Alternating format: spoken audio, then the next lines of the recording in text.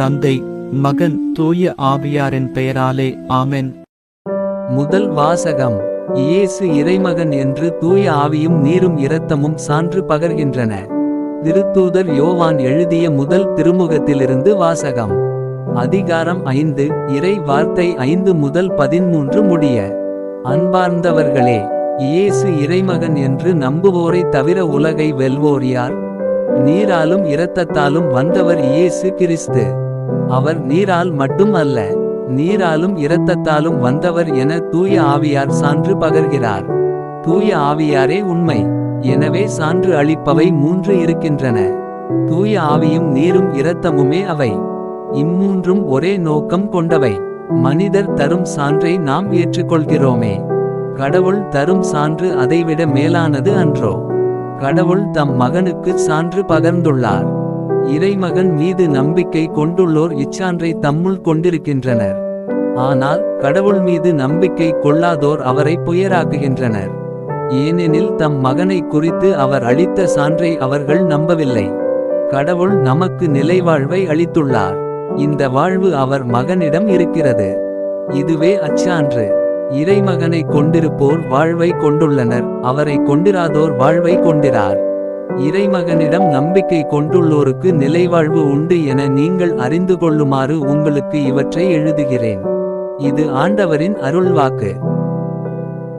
பதிலுரை பாடல். பல்லவி. எருசலேமே, ஆண்டவரை போற்றுவாயாக. எருசலேமே, ஆண்டவரை போற்றுவாயாக. சீயோனே, உன் கடவுளை புகழ்வாயாக. அவர் உன் வாயில்களின் தாள்களை வலுப்படுத்துகின்றார், உன்னிடமுள்ள உன் பிள்ளைக்கு ஆசி வழங்குகின்றார். பல்லவி. எருசலேமே, ஆண்டவரை போற்றுவாயாக. அவர் உன் எல்லை புறங்களில் அமைதி நிலவச் செய்கின்றார், உயர்தர கோதுமை வழங்கி உன்னை நிறைவடைய செய்கின்றார். அவர் தமது கட்டளையை உலகினுள் அனுப்புகின்றார், அவரது வாக்கு மிகவும் விரைவாய் செல்கின்றது. பல்லவி.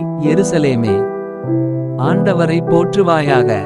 யாக்கோபுக்கு தமது வாக்கையும் இஸ்ரேலுக்கு தம் நியமங்களையும் நீதிநெறிகளையும் அறிவிக்கின்றார். அவர் வேறெந்த இனத்துக்கும் இப்படி செய்யவில்லை. அவருடைய நீதிநெறிகள் அவர்களுக்கு தெரியாது. பல்லவி. எருசலேமே, ஆண்டவரை போற்றுவாயாக. நற்செய்திக்கு முன் வாழ்த்தொலி. அல்லேலுயா, அல்லேலுயா.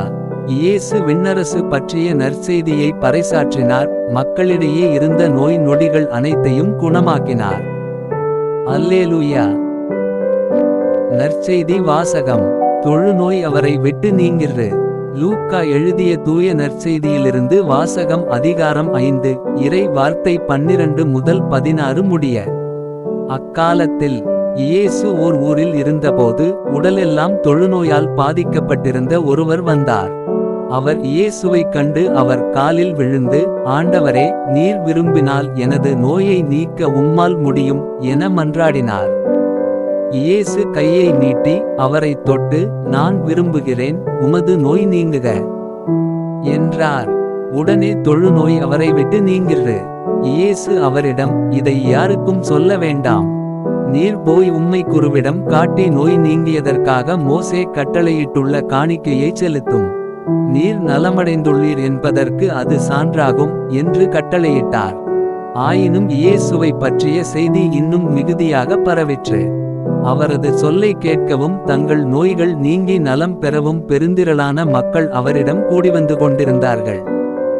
அவரோ ஆள் நடமாட்டம் இல்லாத இடங்களுக்குச் சென்று தனித்திருந்து இறைவனிடம் வேண்டி வந்தார். இது ஆண்டவரின் அருள்வாக்கு. உங்களுடைய பிரார்த்தனைகளையும் வேண்டுதல்களையும் நாளைய திருப்பலியில் ஒப்பு கொடுக்க விரும்புவோர் கீழ்காணும் மெயில் ஐடிக்கு உங்கள் வேண்டுதல்களை அனுப்பவும், அல்லது வீடியோவின் கீழ் கமெண்ட் செய்யவும். பிதா, சுதன், பரிசுத்த ஆவியின் பெயராலே ஆமென்.